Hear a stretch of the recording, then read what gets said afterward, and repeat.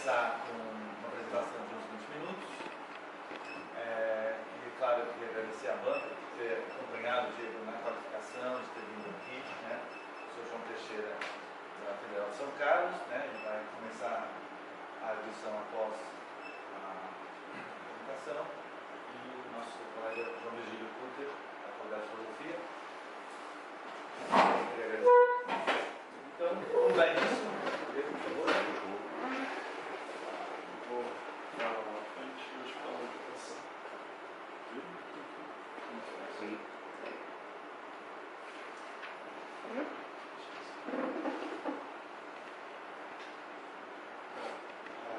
Obrigado, então vou falar um pouquinho para vocês do Simulando Dente, né, que tem forma de livro, desenvolvimento de defesa de tese, ferramentas de construções naturalistas. A ideia geral do livro que eu pensei é basicamente eu tentando pensar sobre como o Dennett pensa o mundo e escrevendo sobre isso. E eu pensei essas questões. Mas antes disso, eu queria fazer os agradecimentos, porque os agradecimentos na tese em si, eles estão de uma maneira mais uma brincadeira, assim. Mas no fundo, é claro que eu não vou falar todos esses nomes, mas eu queria agradecer assim, a banca que participou na qualificação, me deu várias ideias, que eu inclusive reestruturei com base nelas, foi bem interessante. O Oswaldo, que já há 7 anos aí me acompanha, conheceu todo o meu percurso intelectual, assim, desde, sabe, toda a minha infância intelectual até hoje, foi uma grande fonte de inspiração.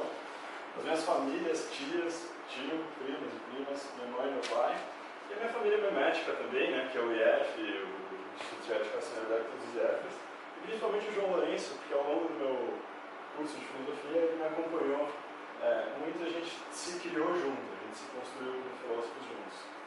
E principalmente para minha namorada, Virginia Rubinovici. E eu adoraria ler essa lista inteira de pessoas, mas é muita gente, são as pessoas que me criaram e me transformaram naquilo que eu sou. E eu queria deixar claro assim, que elas foram muito importantes, tanto para a criação do livro, quanto para mim, como pessoa, para a minha formação. Então, quando eu estava pensando sobre como escrever esse livro, né, eu resolvi debater questões que foram pensadas pelo filósofo Daniel Dennett. Pensar sobre o mundo do Dennett. E o mundo do Dennett é um mundo muito vasto. Ele escreveu um livro sobre cada uma das grandes questões da filosofia. O mundo dele, de onde viemos? Ele escreveu tipos de mentes que discute ao longo da história da evolução e ao longo da história dos organismos na Terra, níveis de complexidade que foram surgindo e aumentando, e como a nossa mente contrasta com outros tipos de mentes que existiram antes disso. Então, desde células até ratos, seres intermediários, e como a nossa mente se encaixa, de onde ela veio, qual foi a origem em termos dos outros tipos de mentes que antecederam. Outra das grandes questões da filosofia é quem somos, né? E o Consciousness Explained, que não tem tradução para português, é um livro que discute isso, o que é a consciência, em última análise, o que é o estado de experiência, o que é um eu. Outra das grandes questões da filosofia é qual o sentido da vida. E é claro que para um pluralista e um evolucionista, né, a vida vai ter diversos sentidos, dependendo de para que lado ela foi ao longo do processo evolutivo. E a perigosa ideia de Darwin, a evolução e os sentidos da vida, é o livro que discute e debate os diferentes sentidos da vida para diferentes tipos de organismo, de onde vêm os mecanismos de sentido dos homens na nossa linguagem, na nossa semântica. Outra das grandes questões é, temos livre-arbítrio? E o último livro que é mais profundamente discutido na minha tese, que é A Liberdade Evolui, o Freedom Evolves, ele debate justamente isso. Ele entra na questão de como a gente pode ter uma visão compatibilista entre a existência do livre-arbítrio e não a física, como é pensado normalmente na filosofia. A questão não é a compatibilidade do livre-arbítrio com a física, mas sim a compatibilidade entre a nossa liberdade, a nossa noção de liberdade, e os mecanismos cognitivos que nos constituem, a maneira como a gente pensa e sente. Mas pensar sobre o mundo do Dennett já é fazer a coisa mais objetivamente. Eu queria dar um zoom out assim, e pensar uma questão que às vezes fica implícita quando se discute teses e se pensa teses em filosofia, que é a questão: por que o Dennett? Né? Por que eu escolhi trabalhar o Dennett? Por que eu escolhi estudar esse assunto? E era em 2008 que eu tomei a decisão, né, de começar esse livro, daí eu tinha de um lado o status quo da USP, assim, a organização de como são as teses. Essas são teses de fato publicadas no ano em que eu tomei essa decisão, que dizem, por exemplo, experiência e moralidade nos últimos ensaios de Montaigne, o perspectivismo e o projeto leibniziano de conciliação das filosofias, subjetividade e dominação, a crítica de Marx e Stirner à alienação como elemento constitutivo da subjetividade moderna, a liberdade individual para Benjamin Constant, a universalidade subjetiva do juízo de gosto em Kant. Então, muito desse elemento do em tananã, para tananã, e eu tinha um pouco de medo disso e um pouco de a sensação de que isso é o que deve ser feito, porque isso é o que se fazia muito no USP. Mas, de outro lado, eu tinha uma inspiração muito forte em ter visto as coisas que o Oswaldo publicava e o que ele trouxe para mim, né? Então, esses são alguns das publicações dele. A física quântica seria necessária para explicar a consciência. How can the coherence approach help solve the measurement problem? What is an essentially quantum mechanical effect towards a modal logical treatment of quantum physics? Então, tinha vários elementos que eu gostava aí. Publicações que são de ideias dele, publicações em inglês, e, portanto, que tem uma audiência possível maior, e publicações que se intermeiam muito entre a filosofia e a ciência, que são elementos que são muito importantes para mim. E, conversando com ele, enfim, aprendendo um pouco mais com o Oswaldo, uma das coisas que ele me dizia é que eu sou livre para escrever sobre uma diversidade de temas, mas em português. E se ele estava escrevendo em inglês, eu falei, bom, essa dica é uma dica que eu tenho que levar a sério, assim. E, retrospectivamente, eu acho que foi uma ótima ideia. Eu acho que, de fato, eu deveria ter escrito esse livro, essa tese, né, em português. E aí eu me perguntei aquilo que eu acho que qualquer pessoa deveria se perguntar nessa situação, que é o que o Russell faria. O Russell é o meu filósofo favorito, o meu ser humano favorito na história. Basicamente, ele passou a primeira metade da vida entendendo o mundo e a segunda metade da vida defendendo o mundo de se destruir. E isso, para mim, parece uma vida que vale a pena aspirar a viver. E o que o Russell de fato fez, exatamente com a minha idade, aos 27 anos, foi escrever um livro sobre toda a obra do seu mais correto e consistente predecessor, na sua opinião, na época. E o primeiro livro do Russell, ele chama Filosofia de Leibniz, e foi publicado quando ele tinha 27 anos. Então eu falei, bom, já que eu vou escrever em português, eu vou escrever sobre alguém por causa daquelas outras questões, eu vou tentar fazer isso. Mas quem seria a pessoa que eu mais gosto, meu predecessor? Esses são os meus 3 filósofos favoritos. O Nick Bostrom, o Bertrand Russell e o Daniel Dennett. Não era para ter aparecido subtítulos, mas tudo bem. E cada um deles vem com algumas qualidades e defeitos. E seria ruim para mim publicar sobre o Bostrom. Por quê? Porque ele é muito arrojado, ele era muito jovem, acho que ele tinha 34 anos quando eu decidi que eu ia tentar esse projeto, e desconhecido, totalmente desconhecido na USP, ninguém sabia quem ele era. O Russell, ele escrevia bem demais. Seria um enorme desperdício para mim escrever sobre a obra dele, porque eu estaria tirando das pessoas a oportunidade de lê-lo. E seria um desprazer. E além disso, ele estava morto, o que para mim sempre foi uma questão, porque eu gosto da possibilidade de interação e gosto de uma filosofia mais atual. E o Dennett, ele tinha esse elemento do status quo o suficiente, ele era, nesse sentido, velho o suficiente como filósofo, e estava vivo. Então ele foi uma escolha razoavelmente fácil. Não tem como não aparecer a coisa aqui para não aparecer. Aperta o espaço ao invés de apertar o clique. Tá. Então só é para estar aparecendo as letras grandes. Então esse é o diagrama de venda, que eu chamo de diagrama de venda da decisão da aproximação. É o que eu uso para decidir os meus projetos e o que eu devo fazer. E o que eu devo fazer tem que estar na intersecção do que eu sou capaz de fazer, do que os outros não estão fazendo e o que tem valor. Porque se os outros não estão fazendo, daí eu vou estar criando uma coisa de valor que não existiria de outra maneira.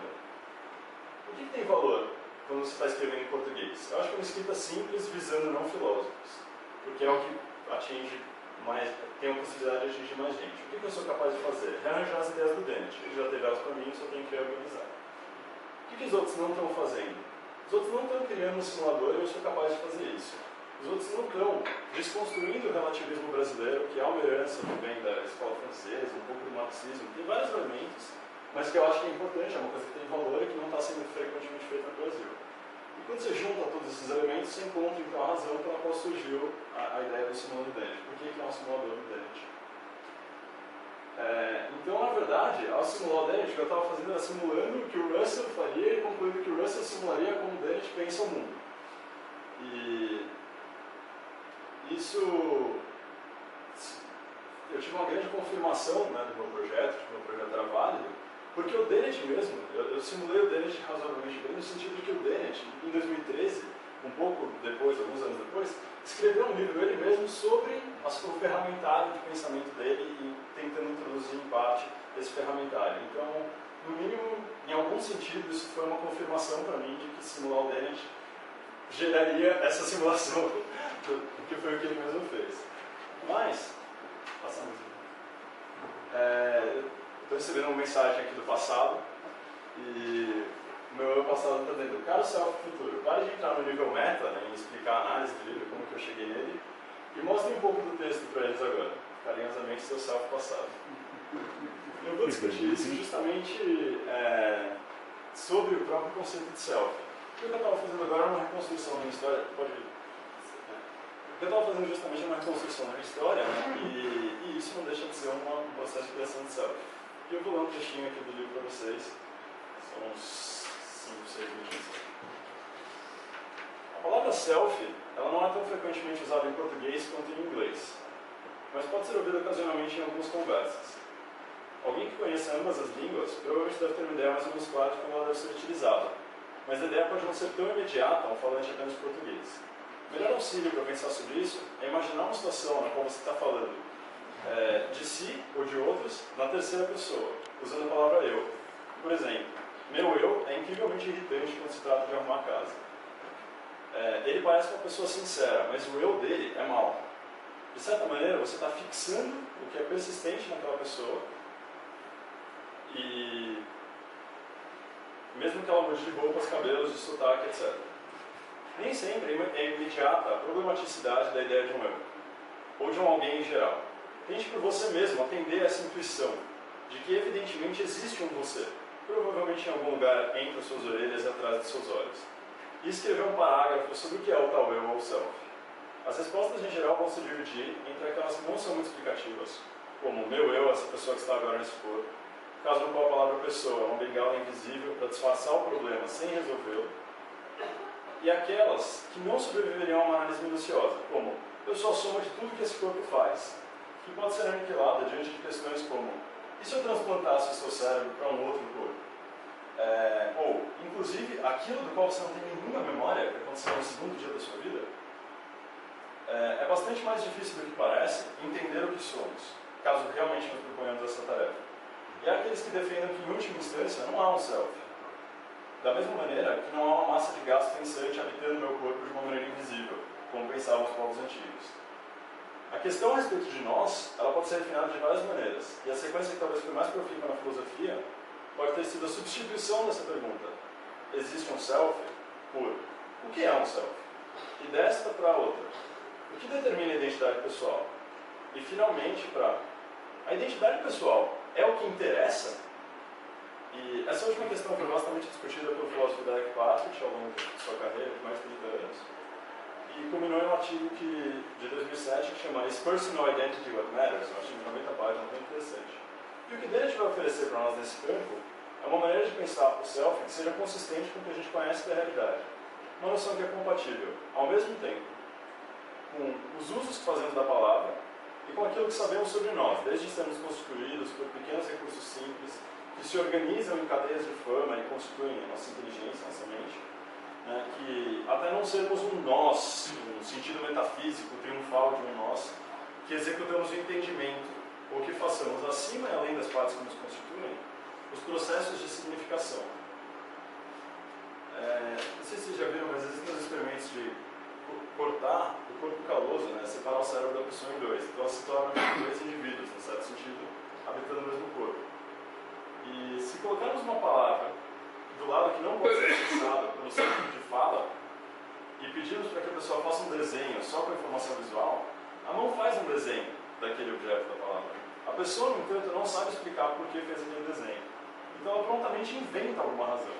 É possível misturar palavras e imagens de diversas maneiras para demonstrar tanto a quase independência dos hemisférios quanto a nossa compulsão por, a posteriori, inventar razões e justificativas para aquilo que fomos nós que fizemos, que é o que eu estava fazendo agora, descrevendo o processo. Torna-se difícil não querer concordar com Dennett, ao ver esses experimentos, em dizer que o self é determinado posteriormente, de acordo com esses atos de justificativas que constituímos sobre nossas ações, e não anteriormente, como um ectoplasma racional capaz de tomar decisões de maneira una e com nexo. Então, temos uma dificuldade a mais na hora de criar uma noção de self para nós mesmos. O self ele não é tão senhor de si quanto ele possa parecer. Com efeito, ele não parece ser responsável por nossos atos, mas uma forma de falar de nós mesmos que encontramos, através da qual nos entendemos melhor, nos justificamos melhor, uma espécie de figura construída para nos auxiliar a ser consistentes. Digamos, para uma figuração intuitiva, que um monte de formigas está caminhando por um gramado, com seus detectores de cheiros, antenas, fótons dos olhos e outros estímulos. Eventualmente, algumas encontram uma árvore e começam a trazer folhas de volta para o formigueiro. Elas não precisam saber o que estão fazendo, elas apenas o fazem. Elas têm competência sem compreensão. E essa noção de competência sem compreensão, eu acho que é uma das noções mais fundamentais na obra do Dennett. Ela perpassa todos os aspectos e questões que ele discute na natureza. Quando ele discute a postura intencional, ele está falando que a gente tem a competência de entender os outros sem ter uma compreensão clara de o que é uma mente. Quando ele discute a inteligência, ele esmiuça ela em cadeias neuronais e organizações cerebrais que têm a capacidade e a competência de serem inteligentes sem elas mesmas serem inteligentes, não terem essa compreensão. E mesmo numa discussão sobre consciência, no Consciousness Explained, ele entra na hipótese de que nós não somos autoridade sobre a nossa consciência. A gente tem essa visão de que somos uma autoridade, mas não necessariamente. A gente tem a capacidade, a gente tem a possibilidade de ser e de existir conscientemente, sem ser um bom compreendedor de que é a consciência. Tanto é que lhe custou um livro de 500 páginas falar um pouco mais sobre esse tema. Então, basicamente, esse é um dos temas vários que eu discuto no livro, essa questão do self. Eu acho que ela se intermeava melhor com a apresentação que eu fiz. E é buscando entender assim, toda essa perspectiva do Dennett com as grandes questões e analisando a competência sem compreensão, que eu gerei a minha defesa de tese, que eu gerei esse texto de forma de livro.